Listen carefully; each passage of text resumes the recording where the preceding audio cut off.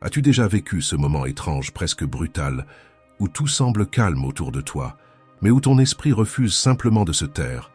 Il n'y a pas d'alarme qui sonne, il n'y a pas de véritables urgences, personne ne te met la pression, et pourtant, à l'intérieur, quelque chose reste agité sans arrêt. Comme si tu étais prisonnier d'un tumulte invisible que personne d'autre ne peut percevoir. Tes pensées s'accélèrent, amplifient, dramatisent. Elles imaginent des scénarios qui n'existent pas encore, ressuscitent des erreurs qui ne peuvent plus être corrigées, rouvrent des chapitres que le temps avait déjà refermés. Et tu restes là, coincé dans ce cycle mental, à essayer d'identifier le moment précis où tu as perdu le contrôle. À l'extérieur, rien ne trahit le chaos. Mais à l'intérieur, il y a de la tension, des frictions, de la fatigue, une lutte silencieuse qui consume ton énergie jour après jour. Si tu te reconnais dans ces mots, écoute attentivement. Tu n'as rien de cassé. Et plus important encore, ce n'est pas une faille de caractère. Ce n'est pas de la faiblesse. Ce n'est pas de l'incapacité. C'est simplement le résultat logique d'utiliser l'outil le plus sophistiqué de l'univers, ton esprit, sans avoir reçu les instructions nécessaires. Personne ne nous a appris à réguler nos pensées. Personne ne nous a appris à interrompre le flux mental avant qu'il ne se transforme en embouteillage émotionnel. On nous a appris à produire, à performer, à réagir, à rivaliser. Mais on nous a rarement appris à gouverner notre propre monde intérieur. Et voici la partie rassurante. Tu n'as pas besoin de tout abandonner pour trouver le silence. Tu n'as pas besoin de fuir, ni de devenir quelqu'un d'autre. Ce dont tu as besoin n'est pas une formule magique, c'est une méthode, des principes solides, des stratégies précises qui te redonnent le contrôle. Et si tu es ici maintenant, ce n'est peut-être pas un hasard. Il arrive un point où continuer comme avant devient plus douloureux que changer. Ce point, c'est maintenant. Nous vivons à une époque où le confort extérieur augmente, mais où la stabilité intérieure diminue. Tout est rapide, tout est urgent, tout exige une réaction. Nous anticipons des catastrophes futures, nous ruminons le passé et nous négligeons la seule chose qui nous appartient réellement, le présent. Sans t'en rendre compte, tu commences à assister à ta propre vie comme un spectateur, en attendant le moment idéal, la certitude absolue, la sensation parfaite. Pendant ce temps, le temps continue d'avancer. Alors prête attention à ce qui vient maintenant. Cela s'arrête ici. Ce que tu vas entendre n'est pas une motivation superficielle. Ce sont des principes qui ont résisté au pouvoir, à la guerre, à la perte et à l'incertitude. Marc Aurèle n'écrivait pas pour impressionner. Il écrivait pour préserver sa propre lucidité. Sénèque ne réfléchissait pas pour divertir. Il réfléchissait pour supporter le poids de la responsabilité et de l'instabilité. Épictète n'enseignait pas le confort. Il enseignait la souveraineté intérieure, même lorsque le corps était enchaîné. Il ne cherchait pas un soulagement émotionnel. Il cherchait la clarté sous pression. Et c'est exactement ce que tu commences à construire maintenant. Leçon 1. Reste aux commandes. Pense à toi comme au capitaine d'un navire qui traverse une tempête en pleine mer. Les vagues se dressent, le vent hurle, l'équipage panique, la coque tremble. Si le capitaine se met à courir sur le pont, pris de panique, à crier contre le ciel, à maudire le vent, à accuser l'océan, le navire ne tient pas. Pas parce que la tempête est trop forte, mais parce que le leader a perdu la tête. Ton travail n'a jamais été d'empêcher la tempête, c'est impossible. Ta fonction, c'est de garder la barre stable, quand tout autour cherche à t'arracher le contrôle. C'est pour ça qu'Épictète, né esclave et qui portait sur son propre corps les marques d'un maître cruel, comprenait cette vérité avec une profondeur que peu atteignent. Il ne parlait pas du contrôle comme d'une théorie élégante. Il parlait comme quelqu'un qui a vécu la limite de l'absence de pouvoir extérieur et qui a pourtant découvert une souveraineté intérieure. Il nous a enseigné la dichotomie du contrôle, le fondement de toute paix de l'esprit. Il y a des choses qui dépendent de nous et des choses qui n'en dépendent pas, et confondre ces deux catégories, c'est le début d'une souffrance inutile. Il affirmait qu'il n'existe qu'un seul chemin vers la tranquillité. Cesser de s'angoisser pour ce qui échappe au pouvoir de notre volonté. Ce n'est pas de l'indifférence, c'est de la lucidité. Ce n'est pas de la faiblesse, c'est une stratégie. Le stoïcisme t'invite à construire une citadelle intérieure, un espace en toi que les opinions, les retards, les critiques ou les rejets ne peuvent pas envahir. Marc Aurèle, l'homme le plus puissant de la Terre à son époque, se rappelait chaque matin qu'il rencontrerait des personnes ingrates, arrogante, violente et perfide. Il n'écrivait pas ça pour se plaindre de l'humanité, mais pour entraîner sa posture face à elle. Et ensuite, il ajoutait quelque chose de décisif. Aucun d'eux ne peut me blesser, parce que personne ne peut m'entraîner dans la laideur sans mon consentement. Vois comme ça change tout. Quand quelqu'un hausse la voix en réunion, quand un proche lance une critique tordue au dîner, quand un message arrive sec et froid sur ton téléphone, ce qui te touche vraiment, ce n'est pas le fait en lui-même, c'est le jugement que tu fabriques dessus. C'est à cet instant que la plupart des gens lâchent la barre. La prochaine fois que tu sens la colère monter dans ta gorge, l'anxiété comprimer ta poitrine, ou cette envie urgente de rendre coup pour coup, visualise un mur de pierre autour de ton esprit. Les mots qui arrivent sont comme des flèches en feu, mais ta muraille est en granit. Le granit ne réagit pas, il soutient. Répète-toi, fermement, c'est extérieur, mon jugement là-dessus est intérieur. Le monde peut provoquer, mais toi seul décides d'interpréter. La liberté suprême n'est pas de contrôler ce qui arrive, mais de créer une pause entre le stimulus et la réponse. C'est là que vit ton pouvoir, c'est là que tu cesses d'être l'otage de l'impulsion et que tu commences à agir par choix. Quand quelqu'un te provoque, tu vas réagir comme un animal acculé, dominé par l'instinct, ou tu vas répondre comme un empereur qui se gouverne d'abord lui-même avant de vouloir gouverner une situation. Parce qu'au bout du compte, la tempête viendra toujours. La différence, c'est de savoir si tu seras emporté par les vagues, ou si l'on se souviendra de toi comme du capitaine qui a gardé la barre ferme, pendant que tous autour perdèrent le contrôle. Leçon 2. Affronte la vie avec confiance. Si chaque chose qui t'arrive, tu l'utilises comme une preuve que tu es inférieur, si chaque erreur devient une sentence, si chaque échec se transforme en tribunal intérieur où tu es à la fois l'accusé et le juge, tu ne vis pas, tu te condamnes chaque jour. Il existe une différence entre responsabilité et autopunition, et la plupart des gens franchissent cette ligne sans s'en rendre compte. La responsabilité dit « Je me suis trompé, qu'est-ce que je peux apprendre ?» L'autopunition dit « Je me suis trompé, donc je suis une erreur. » Tu vois la violence cachée là-dedans. La confiance ne naît pas de l'absence d'échec, elle naît de la posture face à eux. Quand tu rumines mentalement une erreur comme si c'était une punition éternelle, quand tu revis la scène avant de dormir, quand tu te répètes intérieurement « Comment ai-je pu être aussi idiot ?» Tu n'évolues pas, tu affaiblis ta propre structure. Et personne ne construit une vie solide si la base est le mépris de soi. Imagine un combattant qui tombe au premier coup et au lieu de se relever et d'ajuster sa garde, commence à s'insulter au milieu du ring. L'adversaire n'aurait même pas besoin de frapper à nouveau. Le combat serait déjà décidé. C'est exactement ce qui se passe quand tu transformes chaque faux pas en attaque contre ta propre identité. Le stoïcisme n'a jamais promis la perfection, il a promis la fermeté. Épictète rappelait que ce ne sont pas les événements qui nous troublent, mais les jugements que nous portons sur eux. Quand tu te trompes lors d'une présentation, quand tu perds de l'argent dans une décision mal calculée, quand tu dis quelque chose que tu regrettes ensuite, le fait est déjà arrivé. Ce qui vient après est un choix. Tu peux en tirer un apprentissage ou tu peux en tirer une honte chronique. Regarde comment cela apparaît dans les micro-situations du quotidien. Tu envoies un message et tu ne reçois pas de réponse immédiate. Et immédiatement, tu conclus que tu as dit quelque chose de travers. Tu reçois une critique au travail et tu passes le reste de la journée à te sentir incapable. Tu essaies de lancer un nouveau projet et, à la première difficulté, tu commences à penser que tu n'es pas fait pour ça. Ce n'est pas la difficulté qui te diminue, c'est ce que tu penses d'elle. Marc Aurèle écrivait pour lui-même comme un commandant qui guide sa propre armée intérieure. Il ne se traitait pas d'échec, il se rappelait sa responsabilité. Il savait que l'esprit a besoin d'une direction claire, pas d'insultes constantes. Si tu veux affronter la vie avec confiance, tu dois apprendre à te parler comme tu parlerais à quelqu'un que tu veux voir grandir. La confiance, c'est savoir que tu peux te tromper et continuer malgré tout. C'est tomber et ajuster ton pas. C'est regarder une erreur et dire « cela m'enseigne, cela ne me définit pas ». C'est comprendre que ton identité est plus grande que n'importe quel épisode isolé. Et voici le point décisif. Le monde sera déjà suffisamment dur avec toi. Il y aura des critiques injustes, des rejets inattendus, des pertes inévitables. Si en plus de cela tu deviens ton propre agresseur intérieur, tu te bats sur deux fronts. Mais si tu deviens ton propre allié stratégique, chaque coup extérieur devient simplement un entraînement de plus.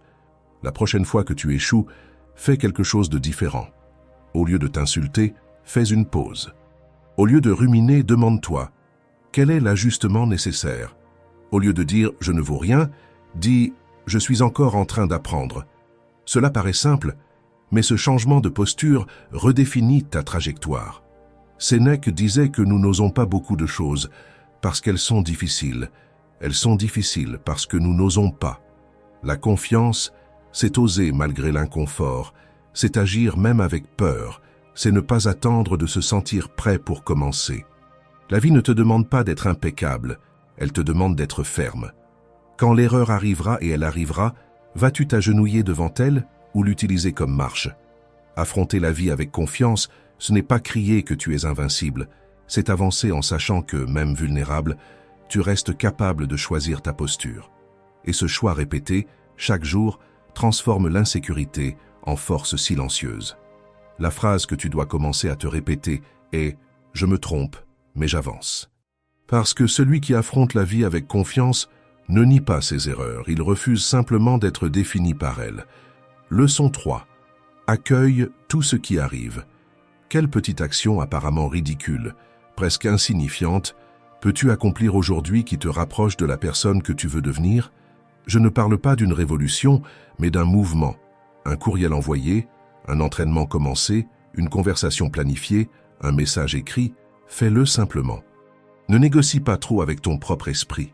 L'action affaiblit la peur, le doute la renforce. Plus tu réfléchis sans agir, plus le problème grandit dans ton imagination. Quand tu agis, il rétrécit face à la réalité. C'est ici que le stoïcisme se sépare de la philosophie confortable, celle qui console seulement, mais ne transforme pas. La plupart des gens veulent une vie sans problème. Le stoïcien comprend que c'est une fantaisie infantile. La vie est faite de difficultés, de chaos, d'imprévus, de frictions constantes. Attendre une stabilité permanente, c'est lutter contre la structure même du monde. Mais il existe un principe qui change complètement la manière de traverser ce paysage. Ce n'est pas du déni, ce n'est pas un optimisme toxique, ce n'est pas une résignation amère. Cela s'appelle amor fati, aimer le destin. Il ne s'agit pas seulement de supporter ce qui arrive, ni d'avaler tout et de tenir en silence. C'est accepter le fait avec lucidité et se demander comment cela peut-il me renforcer. C'est regarder la difficulté et dire « si cela est devant moi, alors c'est un matériau de construction ». Imagine que tu conduis vers un entretien d'embauche important et que le pneu crève. La réaction commune est immédiate. Colère, panique, plainte, tension accumulée avant même d'avoir résolu le problème. Tu arrives en retard, essoufflé, émotionnellement désorganisé. Et souvent tu compromets ta propre opportunité, non à cause de l'événement, mais à cause de la posture que tu as adoptée, si automatiquement que tu n'as même pas réalisé que tu avais fait ce choix. Le stoïcien regarde le pneu crevé et pense « Une opportunité de pratiquer la patience sous pression, une opportunité de tester ma capacité de résolution rapide, une opportunité d'arriver à l'entretien et, si nécessaire, d'expliquer exactement comment j'ai géré un imprévu sans perdre mon calme. » L'événement est le même, la différence réside dans l'interprétation. Marc Aurèle l'a résumé de manière brillante. L'obstacle ne bloque pas le chemin, l'obstacle est le chemin. Cette phrase porte la clé pour faire face aux difficultés de la vie. Si tu es licencié, cela peut être l'impulsion pour créer quelque chose à toi ou chercher un environnement qui reconnaît ta valeur.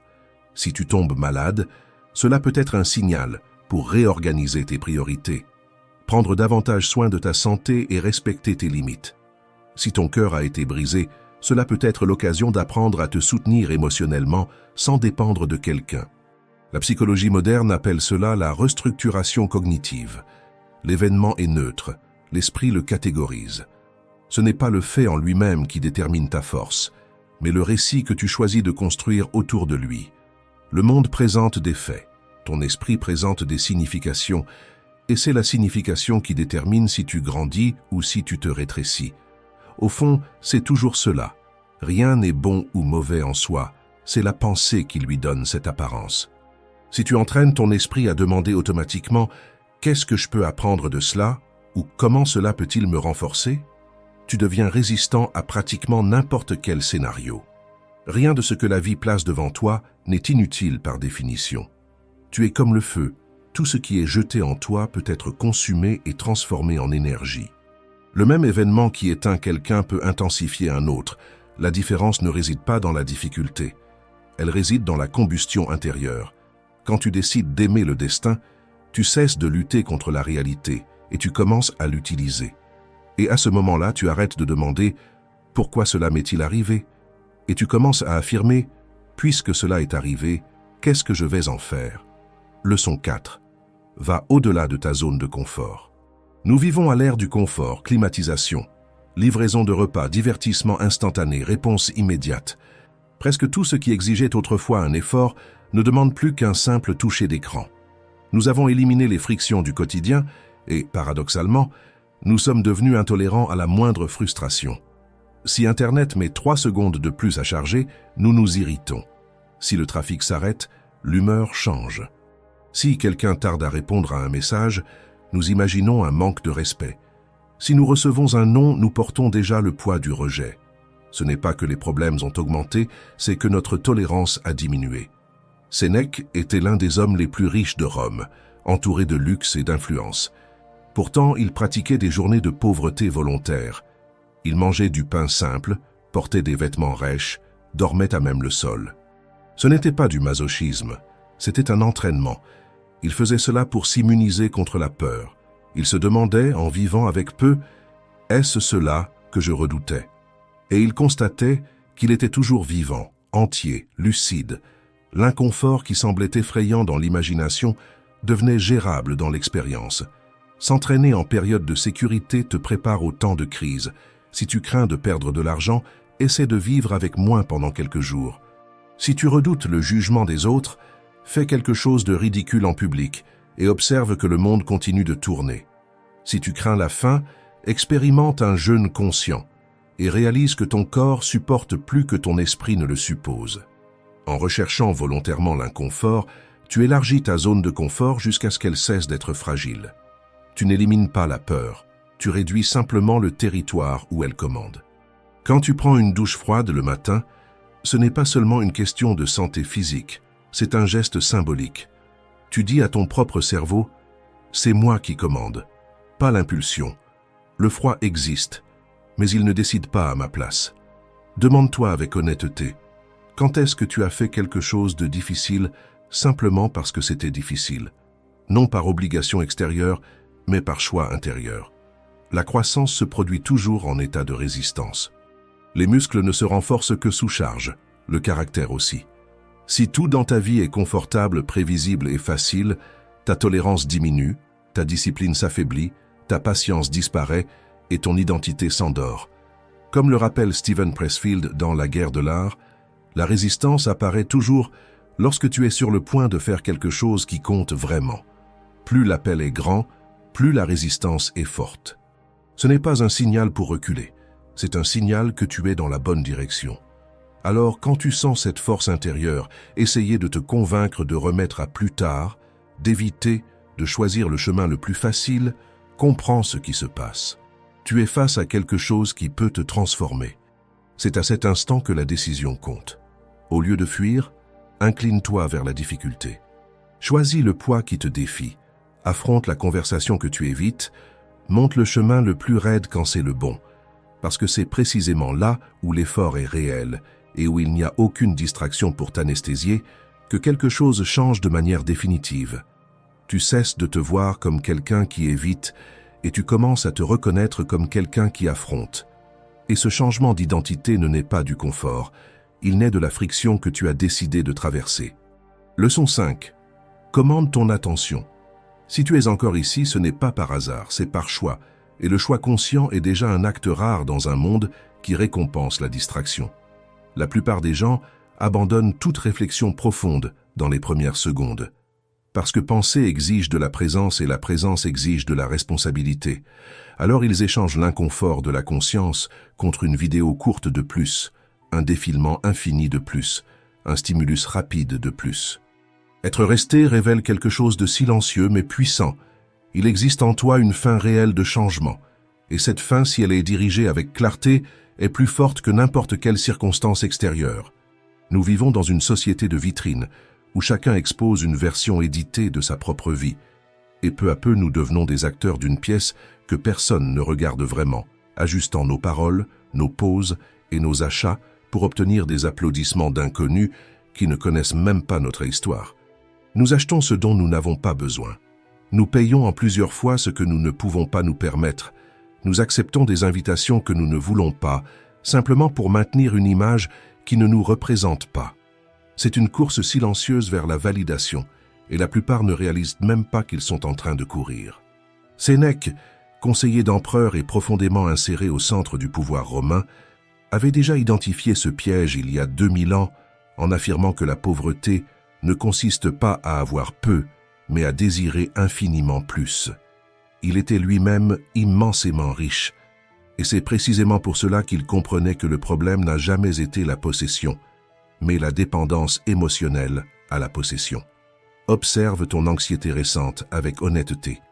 Combien de fois est-elle apparue après avoir ouvert un réseau social et vu la nouvelle voiture de quelqu'un, les vacances impeccables d'un influenceur, la promotion d'un ancien camarade de classe? Soudain, ce qui hier semblait suffisant paraît aujourd'hui insuffisant, et une sensation inconfortable de retard commence à se former dans ta poitrine. Ce n'est pas ta réalité qui s'est détériorée, c'est la comparaison qui a déformé ta perception. Ce mécanisme a un nom, le tapis roulant hédoniste. Tu cours vers le prochain objectif matériel. Tu crois qu'en l'atteignant, tu pourras enfin te reposer. Mais quand tu arrives, la cible s'est déjà déplacée de quelques mètres et tu recommences à courir, non par ambition saine, mais par peur de rester derrière. Et plus tu cours, plus tu te sens loin de la paix. Le stoïcien décide de descendre de ce tapis roulant, non parce qu'il rejette la prospérité, mais parce qu'il refuse l'esclavage émotionnel. Sénèque ne voyait pas de contradiction entre richesse et philosophie, il voyait une contradiction entre richesse et dépendance. Le problème n'a jamais été d'avoir, le problème est d'avoir besoin d'avoir pour se sentir quelqu'un. La véritable richesse pour le stoïcien est l'autosuffisance. C'est la capacité de rester entier même lorsque l'extérieur oscille. Si ton bonheur dépend exclusivement d'une promotion, tu remets ta paix entre les mains de l'humeur de ton supérieur. S'il dépend de l'admiration constante des autres, tu deviens l'otage de l'opinion instable de la foule. Et la foule change d'avis avec la même rapidité qu'elle fait glisser son doigt sur l'écran. Regarde autour de toi maintenant, sans idéaliser, mais sans mépriser non plus. Tu as un toit, tu as accès à une information illimitée dans ta poche, tu as de la nourriture, tu as des ressources que des rois d'il y a plusieurs siècles n'auraient jamais imaginé posséder. Un empereur d'il y a 500 ans n'avait ni la technologie, ni le confort, ni la portée que tu as aujourd'hui. Sur de nombreux aspects pratiques, tu vis mieux qu'eux. Pour le stoïcien, si tu possèdes la vertu et un morceau de pain, tu possèdes déjà l'essentiel.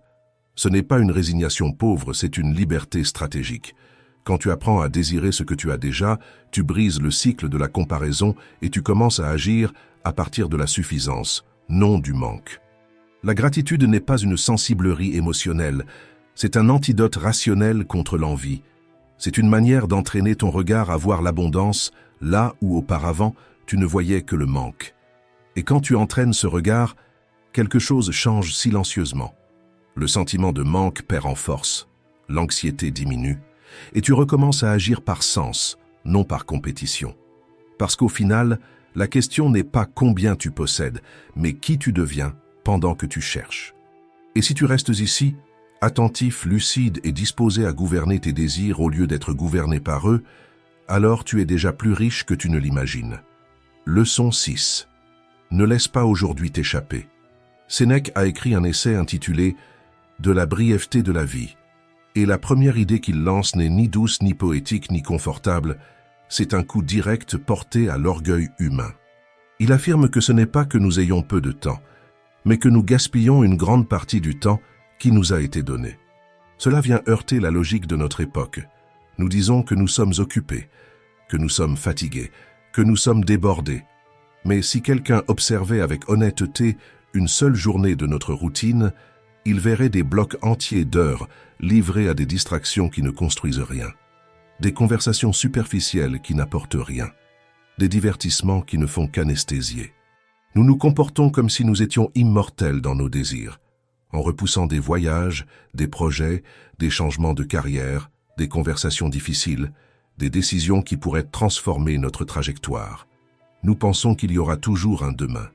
Mais, curieusement, nous sommes extrêmement mortels dans nos peurs.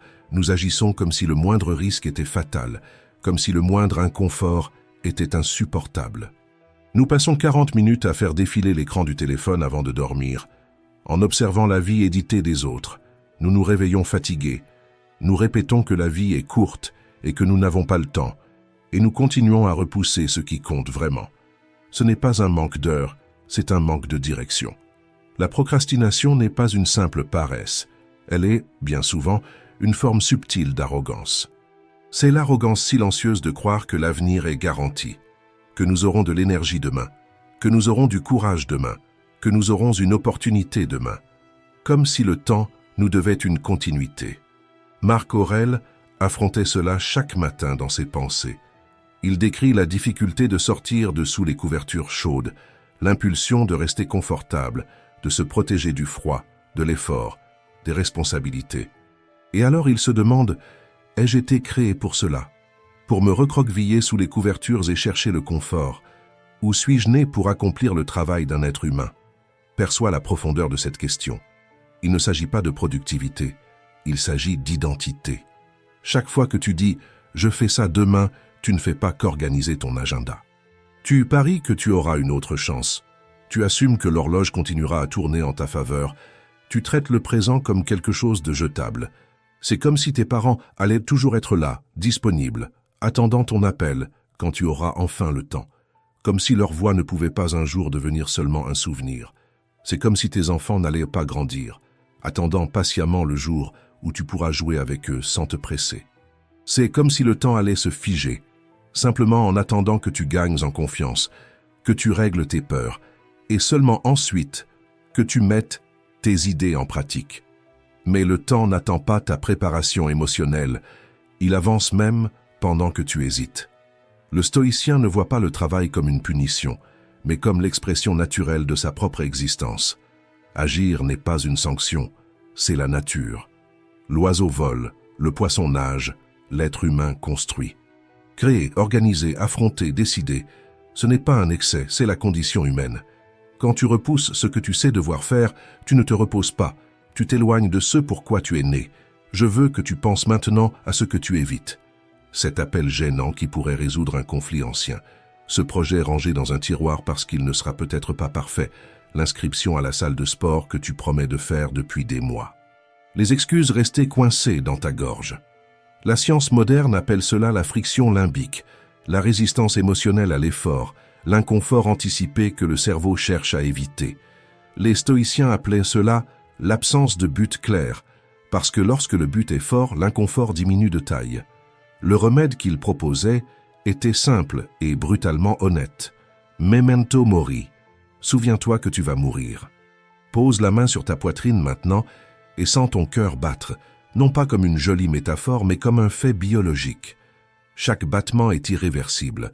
Aucun ne peut être récupéré, aucun ne peut être répété. C'est une horloge en compte à rebours qui n'accepte aucune négociation. Je ne te demande pas de t'épuiser à travailler, d'essayer de tout gérer ou de transformer ta vie en épuisement constant. Je te demande quelque chose de bien plus profond et exigeant. Arrête de repousser ta propre existence. Vivre avant de mourir signifie agir tant qu'il reste du temps, parler tant qu'il reste de la voix, essayer tant qu'il reste de la force. Parce que le temps n'est pas court par nature, il devient court lorsque tu le remets, jour après jour, à tout ce qui ne construit pas la personne que tu es né pour être. Leçon 7. Trouve la solution.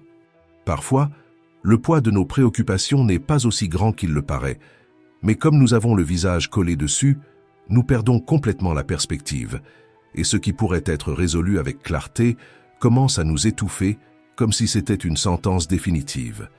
Un commentaire négatif devient un coup de poignard imaginaire. Une dette semble être la fin du monde.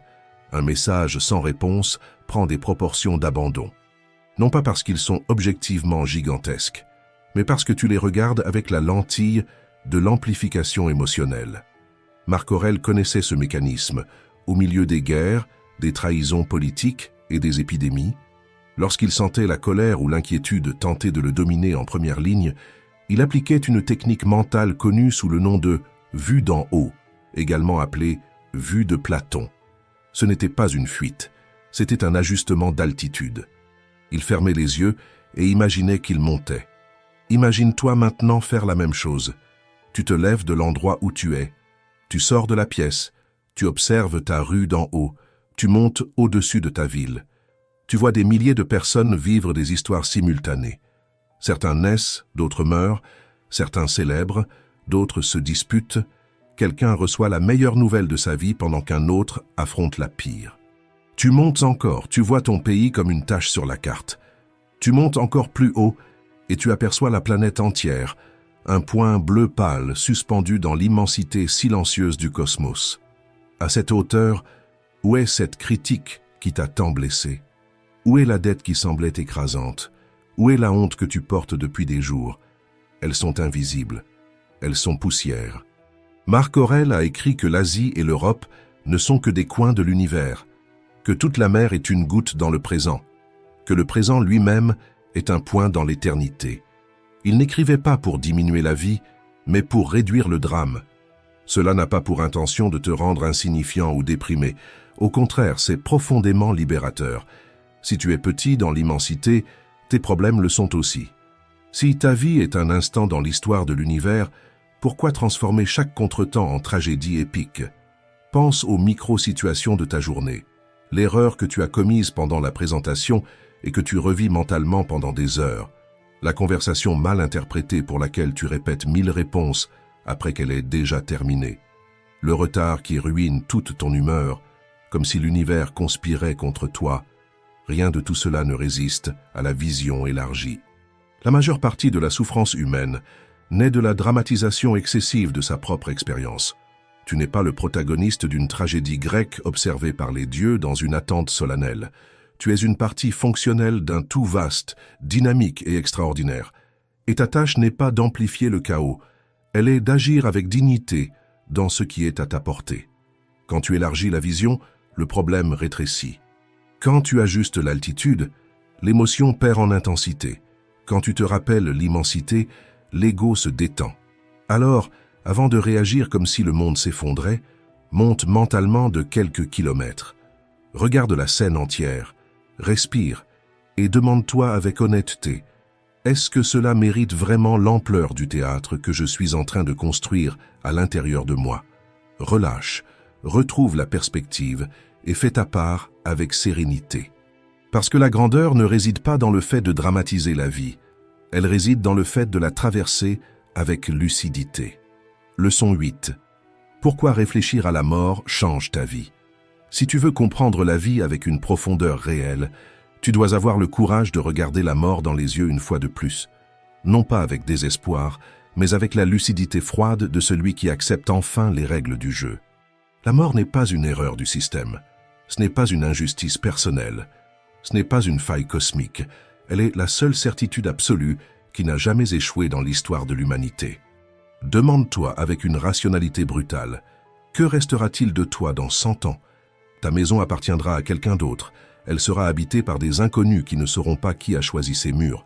Tes vêtements se seront dissous dans quelques décharges. Ton compte bancaire aura été fermé. Et ces chiffres pour lesquels tu sacrifies ta paix aujourd'hui ne seront plus que de la poussière numérique oubliée sur un serveur. Même ton nom qui semble aujourd'hui si important sera rappelé pendant quelques générations, puis disparaîtra lentement, te transformant en un visage anonyme sur une vieille photographie que personne ne parvient à identifier. Cela effraie l'ego, parce que l'ego supplie pour la permanence, pour la reconnaissance, pour une forme d'immortalité. Mais cette même vérité libère l'âme, parce que lorsque tu acceptes que rien n'est permanent, tu comprends qu'il n'y a rien de réel à perdre. Si à la fin tout retourne au silence, tu es libre des chaînes de l'opinion des autres, libre du besoin d'impressionner, libre de la peur de ne pas paraître suffisant. Alors la question change de direction. Il ne s'agit plus de ce que tu accumules, mais de qui tu deviens pendant que tu es ici. L'argent n'est que du papier, le statut n'est que de la fumée, les applaudissements sont des échos qui disparaissent. Le stoïcisme n'a jamais recherché une renommée posthume, ni des statues de bronze. Il recherche l'excellence présente, la qualité du caractère en temps réel, l'intégrité quand personne ne regarde et qu'il n'y a pas de public. Je vais te proposer un exercice plus direct. Imagine tes funérailles, pas les fleurs, pas la musique, mais le silence de la pièce, la froideur du lieu, le poids des présences. Que ressentiront vraiment les gens en regardant le cercueil? Diront-ils que tu étais toujours trop occupé, toujours irrité, toujours nerveux pour tout, toujours en train de repousser des conversations importantes parce que tu devais résoudre une urgence de plus au travail? Se souviendront-ils que tu rendais tes rapports avant la date prévue, mais que tu ne rendais jamais une présence véritable? Ou diront-ils que tu étais un roc au milieu de la tempête, quelqu'un qui inspirait la sécurité, quelqu'un qui tenait parole même quand cela coûtait du confort, quelqu'un qui traitait le serveur avec respect quand la commande arrivait erronée, qui gardait la sérénité en perdant de l'argent, qui embrassait sa famille avec une attention entière, même après une journée épuisante? C'est dans ces micro-situations invisibles que le legs se construit. Le caractère ne naît pas au moment de la mort, il est forgé dans la routine quotidienne, dans la manière dont tu réagis au trafic, dans la façon dont tu parles à ceux qui ne peuvent rien t'offrir en retour, dans la décision silencieuse de ne pas déverser ta frustration sur ceux qui sont à tes côtés. Chaque jour est une vie en miniature, avec un début au réveil et une fin au coucher. Sénèque rappelait qu'en te réveillant, tu reçois une nouvelle opportunité de vivre correctement. Et qu'en t'endormant, c'est comme si le monde disparaissait pendant quelques heures. Ce que tu fais entre un réveil et l'autre est ton existence condensée. Ne gaspille pas ces petites vies quotidiennes en vivant comme si tu répétais pour quelque chose qui ne commence jamais. Et si la mort te rendait visite cette nuit, de manière inattendue et inévitable, pourrais-tu la regarder avec tranquillité et dire « J'ai fait ce que je pouvais, j'ai joué mes cartes avec honneur, je n'ai pas laissé ma vie être un brouillon éternel ». La philosophie ne prend du poids que lorsqu'elle traverse le comportement. Alors, ne ferme pas cette vidéo et ne retourne pas automatiquement à ton ancienne manière de réagir. Même si c'est facile, même si la majorité suit ce chemin. Ne sois plus esclave de la peur des opinions des autres. Fais quelque chose de concret aujourd'hui, pas demain. Choisis une chose qui t'effraie et avance vers elle. Choisis une plainte déjà prête à sortir de ta bouche et interromps-la avant qu'elle ne naisse. Choisis un moment de colère et transforme-le délibérément en silence conscient. C'est cela, l'entraînement réel. Le chemin du stoïcien est exigeant, parfois solitaire, parce que la discipline n'est pas populaire, mais la récompense est la seule qui compte vraiment. Devenir maître de ton propre esprit, gouverner tes réactions, ne pas dépendre du chaos extérieur pour définir ton état intérieur. Oui, le monde est désorganisé, la vie est difficile, il y aura des pertes et des frustrations, mais tu possèdes une citadelle intérieure, tu possèdes la raison, tu possèdes la capacité de choisir ta posture. Si tu es décidé à vivre avec plus de lucidité, laisse ici une promesse publique, non pas pour impressionner qui que ce soit, mais pour t'entendre assumer ta responsabilité. Écris dans les commentaires « Memento mori, je choisis de vivre aujourd'hui ». Que cela ne soit pas seulement une phrase tapée, mais un rappel visible de l'homme ou de la femme que tu as décidé de devenir. La vie n'est pas une répétition, elle n'a pas de brouillon sauvegardé, elle n'a pas de seconde édition corrigée. C'est l'arène. Et chaque jour tu y entres de nouveau, avec les mêmes faiblesses, les mêmes tentations, les mêmes opportunités d'agir mieux qu'hier. Tu ne contrôles pas combien de temps tu auras, mais tu contrôles l'attitude avec laquelle tu occupes le temps que tu as. Alors fais en sorte qu'il compte. Merci d'avoir regardé.